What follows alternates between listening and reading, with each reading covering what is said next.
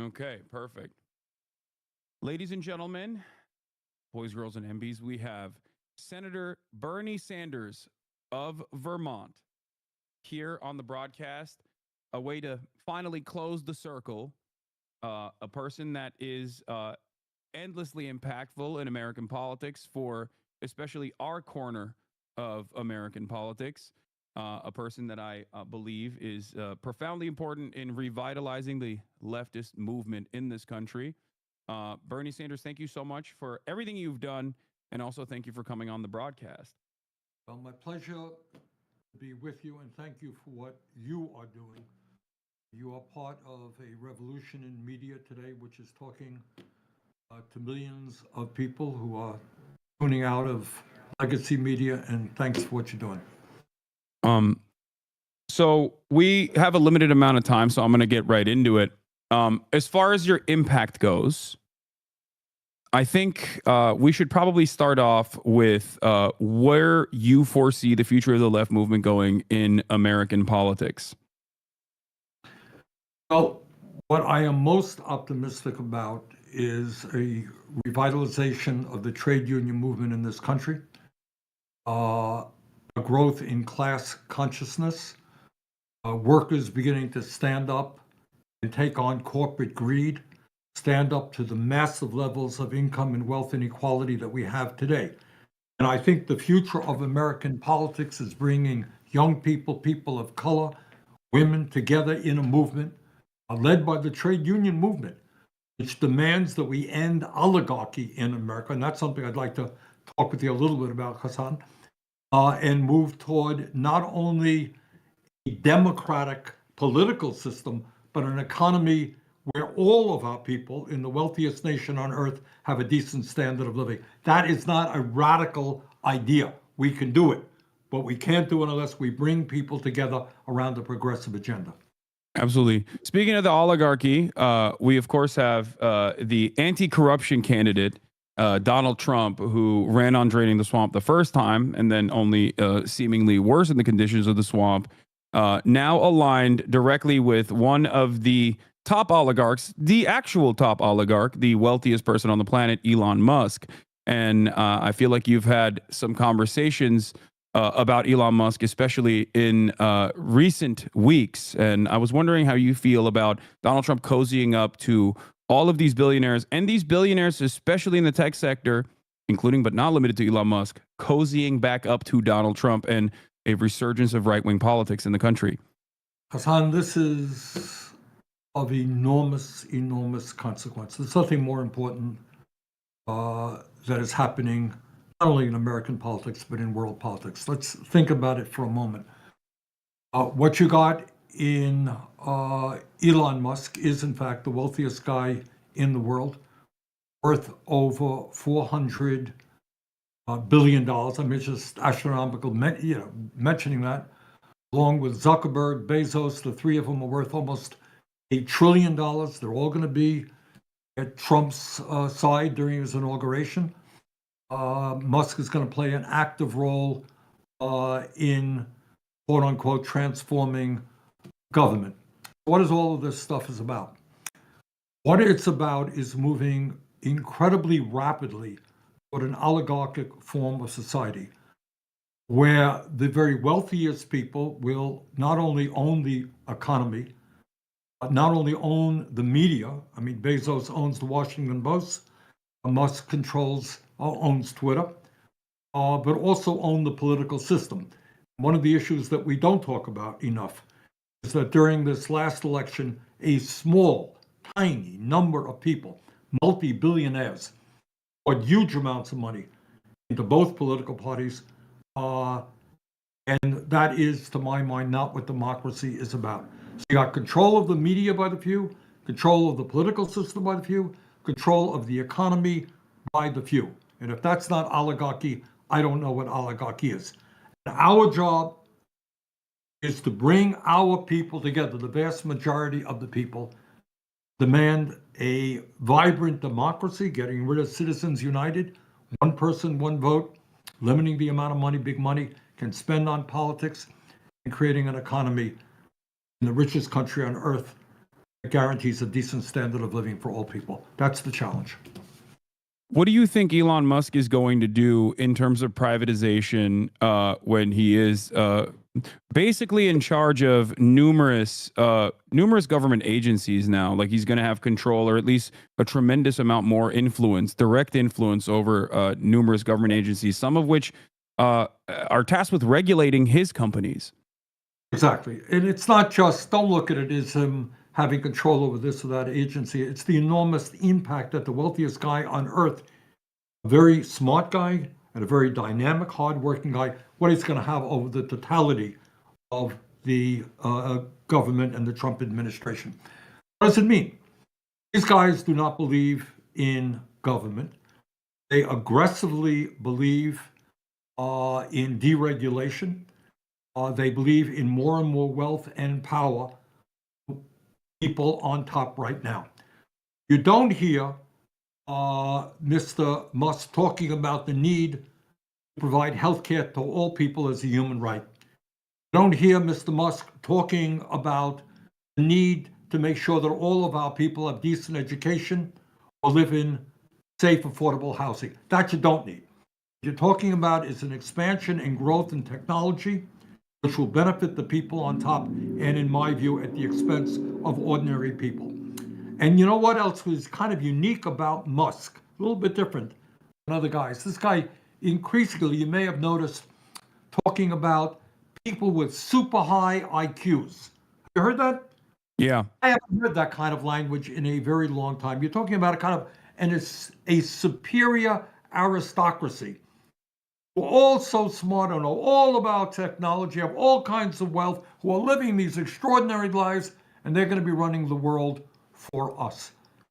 And the challenge of the moment is that with an exploding technology that has the capability of improving life for all, we've got to make sure that that happens and not see more increased wealth and power going to the people on top, which is exactly what Musk is all about. These guys are smart, they are aggressive, they want even more wealth, they want even more power. They are enormously dangerous. What's going on right now is unprecedented. This is not just, rich guys, oh boy, I'd like some more money, I need another 14th house. They want power to go with their wealth. What would you say to the growing resentment from the American working class against political institutions, the elite, and specifically our government? Do you feel like this level of deregulation and privatization and the erosion of government social safety nets and government programs have contributed to that resentment? Absolutely. Look, you're the average guy out there. You're not into politics. What are you seeing? You're seeing that in many ways you are no better off, in some cases worse off than a worker in your place 50 years ago. You got that? Real inflation accounted for wages for the average American worker, despite the huge increase in worker productivity and technology, all the computers, all the cell phones. An average worker in real inflation accounts for dollars, not making a nickel more than he or she did 50 years ago. And during that period, a massive transfer of wealth, bottom 90% to the top 1%. And you're looking around you, and you're worried that your children may be in even worse financial shape than you are. They may never own a home of their own. You look at a government, you're hearing all the political bullshit that's out there. I'm going to do this and I'm going to do that. And yet, maybe your job went to China. It's likely that you have a high deductible. You may not have any health insurance at all. Maybe your kid made it to college and he or she is deeply in debt. And you're saying, does democracy really work for me? Does it really work for me? And a lot of people are concluding, no, it doesn't. And they're willing to move toward a more authoritarian type society run by Donald Trump. What Trump said in so many words, he said, you know what, this system is broken. I'm going to smash it. Well, he's right. The system is broken. Problem is his solutions are going to make a bad situation even worse. Our job is to acknowledge what Democrats don't. know what? The system is broken. We need to rebuild the system. People together. We can do it. We should not be the only major country on earth not guaranteeing health care to all people as a human right. You think we can't build millions of units of affordable housing? You think we can't reach out to the world and address climate change? I think we can. Tough stuff. None of this is easy. We can do it. A lot of people are essentially saying, I'm sick and tired. I've heard all of it over and over again. It ain't working for me. Status quo is not what I want. I want change. Trump may be crazy. He may be a pathological liar. He's going to bring about change. So that's what I think we're dealing with. Do you feel like this was a crisis in communication from the Democratic Party in the past election cycle that led to the defeat of Kamala Harris? No, I don't. I don't think it's a question of communication. I think it's what the Democrats stand for. So it's not messaging is art. So if the Democrats believe, does the Democratic leadership believe that the current system is broken? You tell me. Have you heard that? People go around saying, look, there's something wrong when we have massive income and wealth inequality, when we're the only major country not to guarantee health care to all people, when you got 800,000 people sleeping out on the streets, when we have an opioid epidemic, when our public schools are failing. You know what? Guess what? The system ain't working. Do you hear Democrats say? You tell me. I mean, I'm sitting in the Beltway. I don't hear it. Do you hear it on the outside world? No, absolutely not. That's why I was wondering what your opinion is. Is it malicious? Is it incompetence? Is it because we are now seeing the likes of Chris Murphy, for example, come to terms with a more left-wing populist message that they want to adopt. Now, you say that it's more than just the message. It's actually about dramatically changing the policy, dramatically changing the direction away from this zealotry that they display in terms of defending third-way neoliberalism. And I 100% agree with that. But will there actually be a change in your estimation within the Democratic Party? Do they actually want to win elections? Do they actually want to change the trajectory of American politics away from the throes of fascism? They want to win elections, absolutely.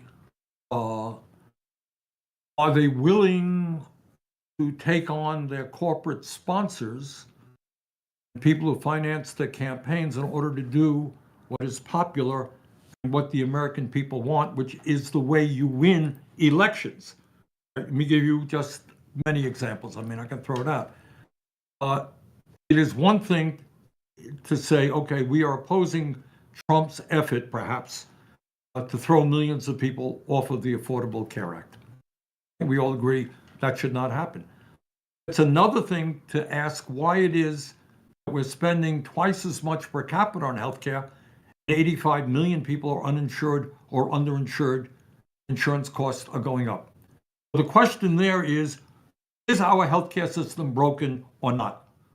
I think many Democrats are prepared to say, yeah, it's broken. We need a new system. We need to move toward Medicare. Are there some Democrats who are beginning to catch on that there is something wrong when they have lost a significant part of the white working class, and now the Latino working class, some of the black working class? Are people beginning to catch on that maybe we've got to address some of the issues that are impacting the lives of working people? Yeah, I think some are. Are enough? No, I don't think so.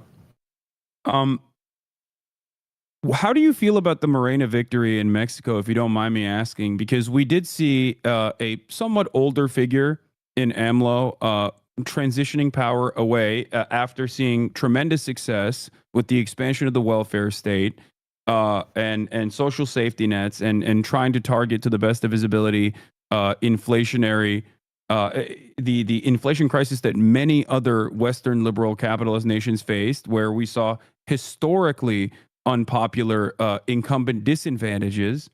AMLO was able to transfer power away from himself to a younger female candidate, Claudia Sheinbaum.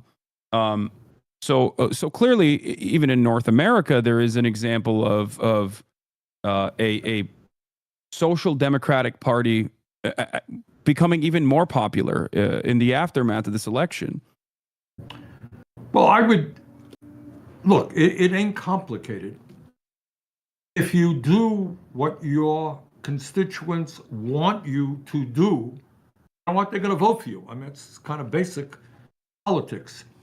If you ignore their needs and say, well, you just don't appreciate all that we have done for you, you don't know how good you have it, well, you know what they say, well, screw you, I'm not doing well. I would also mention to you that when we passed in the throes of the pandemic, the American Rescue Plan, which provided direct cash payment, tens of millions of Americans, extended unemployment, put a whole lot of money into childcare, kept people from getting evicted, lowered the childhood poverty rate through a child tax credit. At that particular point, after that bill was passed, guess what? Biden's popularity was the highest that it was throughout his administration. You tell me, just tell me, if the Democratic Party said, you know what, in the first 3 months of a Democratic presidency, a Democratic Congress, every American will have health care as a human right without having to take out your wallet, because it's a human right. We're going to fund it in a progressive way, publicly, no more in insurance premiums, co-payments, deductibles. If the Democrats pulled that off, how incredibly popular do you think they would be? You tell me. Absolutely. No, absolutely. Do you think that it's the impact of money in politics that causes Democrats to be afraid of taking the initiative on issues like this, or is it more pervasive and unfortunately scarier than that? Because I'm a firm believer that aside from the lobbying dollars, I think that there is a crisis of like elitism, I would say, where you have immediate family members of Democratic Party officials and, of course, the Republican Party officials as well that go to work in these corporations. So it's a more complex web beyond even lobbying in terms of the conflict of interest, in my opinion, between members of Congress and the corporate elite. I think you're right. I think it is both factors. Let us not minimize the role that money plays, period. Every American, I don't give a damn what your political views are, should be really frightened that three multi-billionaires in the Republican Party could put hundreds of millions of dollars into Trump's campaign. Democrats also had many billionaires contributing. And if you think those guys are doing this out of the goodness of their hearts, you would be mistaken. Obviously, they want to elect candidates who will represent their interests. And the second thing related to kind of what you are saying, son, is that people live in a certain world. One of the crises of the corrupt campaign finance system we have is not only the impact of money. Many of my colleagues are spending 20, 30% of their days. You know what they do? They're not out talking to their working class constituents. They're on the phone raising money from wealthy people. They're going to, house parties with wealthy people. When you surround yourself with folks who have come from a certain world perspective, I'm running a corporation. Let me tell you about all my problems I'm having. It's not, hey, I can't pay my rent. Let me tell you about my problems. You live in a certain milieu, I think is what you're talking about, and that becomes separated from reality. Does that take place? Is that happening? I think it is. Yeah, I noticed that I was the most out of touch with the outside world when I was directly at the DNC, despite being online the entire time. That I definitely noticed that there is a bubble surrounding, I would say, the Rust Belt for sure, or not the Rust Belt. Sorry, the DC class and the media class. I think are certainly It really is. It really is. I mean, certainly removed. It really is. I've said this a million times, and it's not just the politicians, it's the Inside the Beltway media. I cannot recall. I have done 12 zillion interviews in my political life over the years. There's nobody who's come up to me and said, Bernie, we have massive income and wealth inequality. What do you think we should do about it? Bernie, what are you going to do about the fact that 25% of seniors in this country living on $15,000 a year or less? What are you going to do about that? What are you going to do about the fact that so many people are homeless? Those are questions that one is not asked. One is never asked about income and wealth inequality, for example. Just not on, it's not part of the mindset of media or, for that matter, politicians. And we got to break through that. We have got to break through it because it is on the mindset of ordinary Americans. So switching gears a little bit, but going back to the Democratic Party's performance in these past 4 years under Joe Biden, where would you rank Biden's performance across the board? Because there were certainly a lot of good things that occurred. I think pulling out of Afghanistan was a success, and it was the appropriate thing to do, even though it was not defended adequately by the Democratic administration, in my opinion. And the media definitely was very gung-ho about continuously punishing Biden. There were also initiatives, like you said, the expansion of child tax credit, and wonderful work done by the NLRB and many other regulatory agencies like the FTC specifically. But it did seem as though, one, these successes and the impact was not seen as tangible things that the American working class could associate with. But outside of that, do you feel as though it didn't meet the standards that are necessary for improving the material conditions of the working class right now? Excellent question. And here's the answer. Accomplished domestically.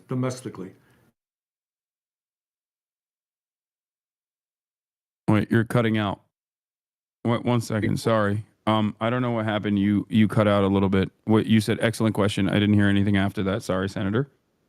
Are you hearing me now? Yeah, I can hear you now. Yeah. I think if you look objectively at what Biden has accomplished domestically, it is probably the strongest record of achievement since FDR in the 30s. What you're talking about is rebuilding our crumbling infrastructure and creating a huge number of jobs, making real progress in rebuilding manufacturing in America.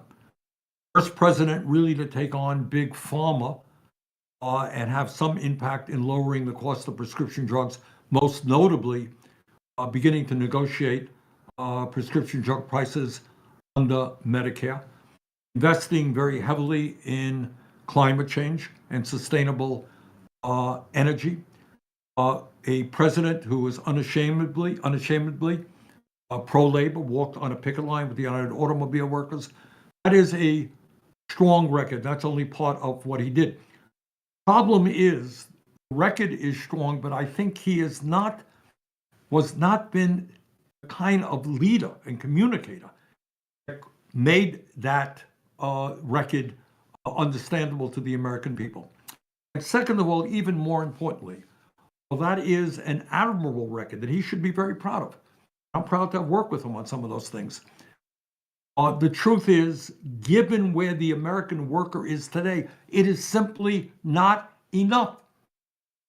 What the American worker is crying out for is, why are my wages today no higher than they were in real dollars 50 years ago? If we could have raised the minimum wage to say $17 an hour, it would have made a hell of a lot of difference in the lives of millions of low-income people. If we could have expanded Medicare, at least, cover hearing, dental, vision, home health care, would have made a real difference. I think also, while President Biden has accomplished a lot, he does not do what Trump does and identify enemies. Who are the impediments to progress? Well, Trump has his ideas, all undocumented people and it's transgender people, whoever it may be. He has a set of enemies, kind of change every day, but they're out there. But I don't think the Biden administration is strong enough in saying, you know what, we've got to stop the greed, of the corporate world right now, not just the drug companies, but the insurance companies, sectors all over. They talk about it, but not quite forcefully enough, and to present specific policies to deal with that. Alina Khan, who is, I guess, in the next few days, remains a chair of the FTC, has done a brilliant job. Absolutely. And is one of the heroines of that administration. I think you got to be clearer in saying, why is it that the rich are getting richer and so many other people are struggling? We need an explanation for that. I'm not sure that the Biden people were as strong on doing that as they should have been. We don't have a lot of time, so I want to ask you something about the Green New Deal. In your Green New Deal proposal, you proposed $18 billion increase in national spending specifically to address the more frequent and severe wildfires plaguing the American West. This was, of course, widely panned by the media and also politicians that are backed by the oil and gas industry. And yet, the $18 billion is marginal in comparison to the total damage that we've seen in California and Los Angeles this past week. Some estimates ranging from the most conservative estimates ranging from $50 billion to upwards of $100 billion.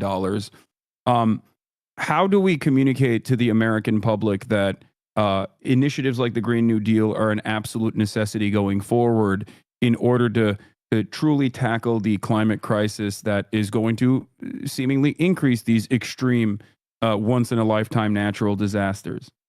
That's the problem. They're no longer, Hassan, you're exactly right. They are no longer once in a lifetime. They're no longer once in a decade. And by the way, while I'm here with you, I love LA. I get out there fairly often, and what's going on is unimaginable, and I know people are suffering, just so worried. And we're going to do what we can to help rebuild LA. Your point is, well, I think there are 2 points that need to be made. We have got to combat with every ounce of strength that we have people like Trump who think that climate change is a hoax. This is, as I understand it, the warmest year on record, followed by 9 preceding years, which were the warmest years on record. Climate change is real. What you're seeing in LA is part of what we're seeing all over the world, massive climate disturbances. And it's going to happen. It's going to continue to happen. I mean, it's horrible to almost think of this, say that what's going on in LA today will become fairly common in years to come. But unless the global community comes together, recognize that we got to change our energy systems, we got to take on the lies and the greed of the fossil fuel industry. We have to do what the Green New Deal is about, create millions of good-paying jobs in energy efficiency and sustainable energy, and we can do it. We can do it. And yes, what the Green New Deal was about is saying, look, that in itself is not going to solve the global climate crisis, but it'll give states and communities better resources in order to deal with the crises that are definitely going to come as we try to transform the system. Do you feel like the back and forth political conversations or even blaming the likes of DEI or whatever the new Republican thing is on any given basis is simply a misdirection away from the actual the actual reasons as to why anthropogenic climate change is accelerating these extreme weather events? It makes me furious. It really does. Now, presumably what's going on in LA is all because you have a Democratic governor, a Democratic mayor, but then they're going to have to explain why we've had all this terrible flooding and other disasters in very red states all across this country. You got to be a moron not to understand that climate change does not give a damn whether you're a Democrat or a Republican. It is real. So yes, this is simply an attempt to deflate attention, much needed attention, on why climate change is causing devastating problems in LA, throughout our country, My small state of Vermont, in the last number of years, has been hit time and again. Floods which have wreaked havoc for hundreds and hundreds of homeowners, small business people. Our state capital is still impacted by the flood we had a few years ago. This is a global crisis. Those people who are still trying to deny it in order to protect the profits of the fossil fuel industry, I really don't understand it. Their kids are going to suffer. Their grandchildren are going to suffer. I don't know what they think they're gaining by playing a political game with an issue of such existential importance. It seems like it's short-term profit seeking, which has absolutely eviscerated American manufacturing, as well as ruined even the consumer experience that Americans have in general over year. It's basically a race to the bottom, putting the interests of profits over the interests of people. Um, I had another question about this in particular. Mike Johnson has made inferences to potentially offering conditional aid to the state of California in terms of recovery.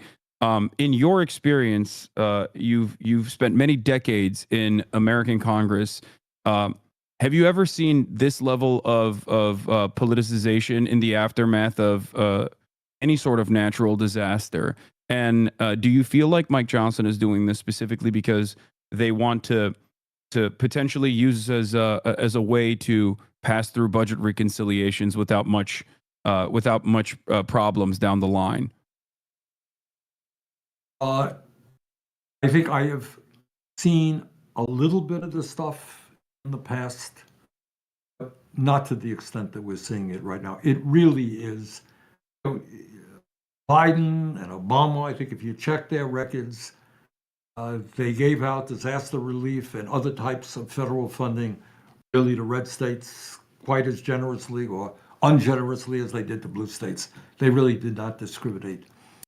The idea that the largest state in our country, which has been just devastated by this terrible fire, that they are going to be playing politics with disaster relief is unconscionable. Between you and me, I don't think that they will succeed, because what goes around comes around. You do not. I don't want to see if, God forbid, Idaho is hit by something. We say, well, it's a Republican state. We're not going to give them the help they need. This is America, We're a 50-state country and we have territories. We treat all people equally. When there is a disaster, what being a country is about is we all come to each other's aid. If Vermont gets hit hard by something, I expect the people of California to help us. If California gets hit, people of Vermont got to be there for you. It doesn't matter whether you're Democrat, Republican, Independent, whatever you are. That has got to be the basic tenet of how we do federal disaster relief. One last question I have for you before I let you go, and thank you so much for spending time with us today. I've heard from your team that you have been doing this event in Vermont where you go and play basketball with some of your constituents. Number one, when can we ball? Because that is a dream of mine. And also number two, I've heard that you were that you had some wonderful experiences that made you feel like people are desperate for a sense of community right now and some semblance of community organizing. Hassan, the reason we're doing this, we're paying this out of campaign funds, is I think in Vermont and all over this country, there is a desperate need for community. We did, during the holiday season in December, 4 events around the state in communities larger and smaller. It was just a fantastic thing, totally non-political. Just people coming out and doing Christmas carols and Hanukkah stuff and just, having, eggnog. And kids are there, and we had local kids entertaining and people singing along with the kids. Beautiful experience. We've now done 9 basketball events. And what I want to do there is not only bringing people out, is I worry the kids are spending too much time on their cell phones. Kids are isolated. So we do these events, and we have foul shooting contests for the little kids, and the middle school kids, the high school kids, and we give a free basketball, good basketball to all of the kids who come, with the hope that these kids will become more active, go out, play some ball, not sit home on their phones all of the time. We also do a chess tournament every year. We do a choir event every year. We do essay contests. We want to involve the kids, and many of these kids are really struggling. These are tough times for kids in high school, middle school. So we're trying to reach out and bring people together in what little ways we can. All right. Well, I look forward to coming to Vermont and playing basketball with you, Senator. Did And you shoot hoops? hopefully, yeah, I play basketball quite a bit. I'm training. All right. I'm training to We'll see do you on it. the courts. All right, you got it. Come on. We'd love to All see right. you. All right. Well, thank you so much for coming on, Senator Sanders. Like I said, you're an incredibly impactful person for many people in my community. And I'm very fortunate that you wanted to come on. And hopefully, if I do come to Vermont, maybe we can have a much longer conversation as well. Let's do it. All right. Please. Thank you so much. Have a great one. Bye.